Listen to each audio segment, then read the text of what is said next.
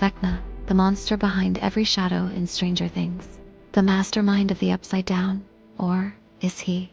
Some fans believe Vecna is the supreme ruler. Others believe he's just a servant, a general serving a far older, more powerful force.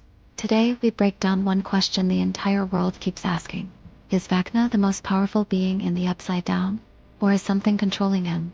When 11 sent Henry Creel into the dark dimension, the Upside Down was not full of monsters. It was empty, quiet, filled only with swirling particles, like living shadows. This moment reveals something shocking. There was no mind flayer yet. There were no demogorgons. There were no creatures at all. Meaning Vecna didn't enter a kingdom. He entered a raw, unfinished world.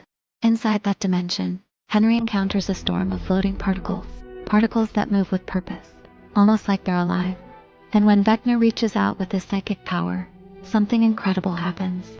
The particles respond to him. They gather around him. They allow him to shape them, and the shape he chooses. A giant spider, the mind flayer. This means Vecna created the mind flayer's form. He weaponized the particles. He became the mind behind the hive. At this point, Vecna looks like the king of the Upside Down. But then a deeper question appears. The particles existed long before Vecna. They behaved like a living intelligence, watching, reacting, forming storms. If Vecna shaped the mind flayer, who shaped the particles? Possibilities. The particles themselves are the true ancient force. The Upside Down is a primal hive that Vecna tapped into. Vecna bonded with the dimension, but didn't create it. In this view, particles equals ancient power. Mind flayer equals Vecna's design. Vecna equals the dominant consciousness. But dominance does not always mean full control. Dustin once called Vecna a general, not a king. Fans wondered, does Vecna serve the mind flayer? But season 4 reveals the opposite. Vecna is the architect, not the general. He shaped the mind flayer the way an artist shapes clay. So Dustin's analogy was only that a comparison from D&D, not a literal hierarchy.